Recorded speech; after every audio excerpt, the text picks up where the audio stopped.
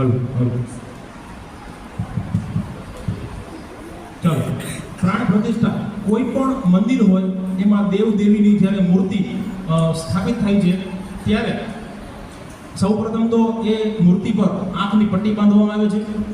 પછી એને મંત્રોચ્ચાર કરીને એ મૂર્તિને ત્યાં સુધી મંત્રોચ્ચાર કરવામાં આવે છે જ્યાં સુધી એમાં જીવ ન આવે, એટલે કે પ્રાણ ન આવે. અને પછી એની સામે અરીસો રાખવામાં આવે છે. એટલે કે અરીસો રાખીને એ પટ્ટી જ્યારે કાઢવામાં આવે છે આંખ પરથી, એ મૂર્તિની આંખ પરથી, ત્યારે એ કાચ છે એ ખરેખર તૂટી જાય છે. ત્યારે એવું કહેવામાં આવે છે કે પ્રાણ આ મૂર્તિમાં આવી ગયા છે. તો આવી રીતે પ્રાણ પ્રતિષ્ઠા છે એ થતી હોય છે. ત્યાર પછી આજે મર્યાદા પુરુષોત્તમ રામ, એક વિદ્યાર્થી પૂછતો હતો મારાથી એવું બોલાણું કે ભગવાન રામ, તો કે ગુરુજી ભગવાન રામ નહીં, મર્યાદા પુરુષોત્તમ રામ. તો માત્ર રામ જ મર્યાદા પુરુષોત્તમ રામ નથી, સમગ્ર એમનું પરિવાર છે, દરેક સભ્ય છે એ મર્યાદામાં રહ્યા છે. કદાચ તમને ખબર નહીં હોય, સીતા માતાનું મોઢું છે લક્ષ્મણે આજીવન નથી જોયું. એમના પગ જોઈને ખબર પડી જતા હતા કે આ સીતા માતા છે, એને પગ જોઈને છે એ વાત કરતા હતા. તો આ મર્યાદા કહેવાય. ત્યાર પછી રાવણની તુલનાની વાત થાય તો સ્વાભાવિક છે કે રામ કરતા દરેક જગ્યાએ, દરેક વસ્તુમાં છે એ અગ્ર હતો. ભગવાન રામને પાછળ રાખી દેતા હતા કઈ વસ્તુમાં? તો રાવણ પાસે જે અદ્ભુત શક્તિ, 10 લોકોની શક્તિ એની પાસે હતી. રાવણ પાસે સોનાની લંકા હતી, પૈસા, અત્યારે જે શબ્દ બોલું છું પોલિટિકલ પાવર, રાવણ પાસે વધારે હતો.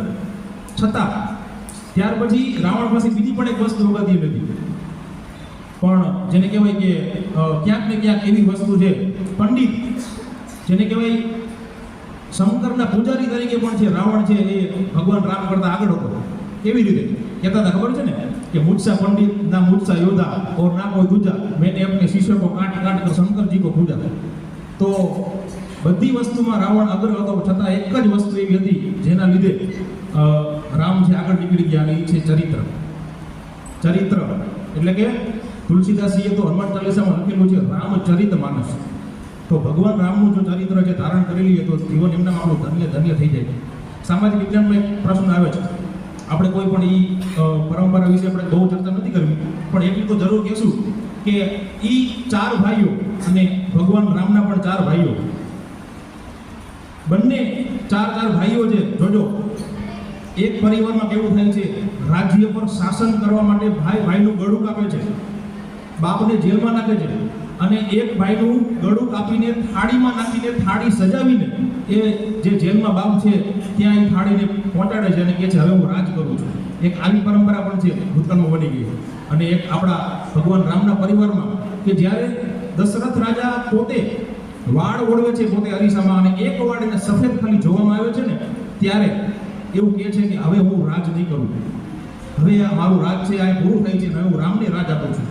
પણ વનવાસ પડે છે ભગવાન રામને, તો ભગવાન રામ જતા રહે છે. જોજો મર્યાદા પુરુષોત્તમ નહીં, મર્યાદા પુરુષોત્તમ આખું પરિવાર છે.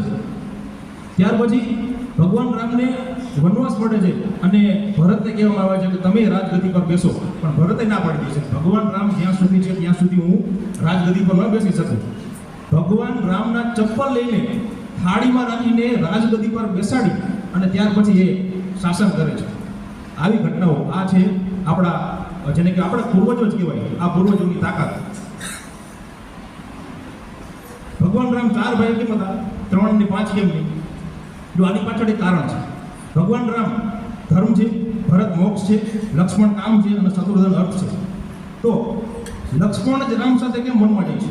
તો કામને ધર્મ સાથે હંમેશા સતત જોડવામાં આવે છે. શત્રુઘ્ન જે અયોધ્યામાં કેમ રહે છે? તો કે અર્થ કોઈ દિવસ રાજધાની નથી છોડતી. ત્યાર પછી ભરત જ કેમ પૂજા કરે છે? તો કે મોક્ષ માટે ધર્મની પૂજા હંમેશા ધર્મની પૂજા થઈ છે.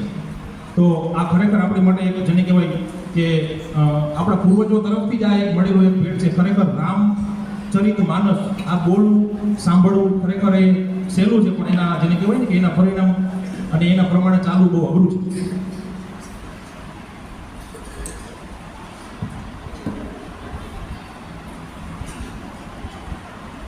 ત્યાર પછી આ ઇતિહાસ જે આપણે તમને વાત કરી, આમાંથી એક રામ મંદિર બને છે એનો એક ઇતિહાસ છે.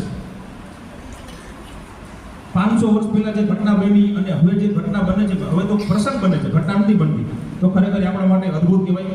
આમ જોવા જઈએ તો બીજી પણ બે બાબતો એવી છે જેને ખરેખર આમ તો એટલી બધી વર્ણવી ન શકાય, પણ શોર્ટમાં કહું છું કે ભગવાન રામના જે ભગત જે હનુમાનજી, એક વખત હનુમાનનો પ્રસંગ યાદ આવે છે, કહી દઉં અત્યારે કે હનુમાન એક વખત ભગવતી જાનકીને જોવે છે તો જાનકી જે માથામાં સિંદૂર કરે છે, ત્યારે એમને જોઈને હનુમાન પૂછે છે કે બા આ તમે શું કર્યું?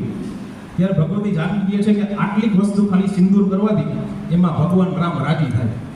એટલે હનુમાન તો બોડી ભક્તિ કરતા, હનુમાને શું કર્યું? આખો સિંદૂરનો ડબ્બો લીધો અને આખા શરીર ઉપર લગાડી દીધો. એ બરાબર ચોટતું નહોતું એટલે માથે તેલ લગાવ્યું. તેલ લગાવ્યું ત્યારથી કહેવાય છે કે હનુમાનને તેલ અને સિંદૂર ચડે છે. પછી તો ભગવાન રામને ખબર પડી, સમગ્ર આજુબાજુના જેટલા પણ સભ્યો હતા બધાને ખબર પડી તો ખૂબ હૈસા. પછી ભગવાનથી ભેટીને કહે છે કે હનુમાન તમારી આ પ્રિય ભક્તિના લીધે જ છે એ હું તમે મને પસંદ છો, કારણ કે તમે આ પૃથ્વી પર કોઈ છે જ નહીં તમારા જેવું. એમ અસ્તુ હરિ.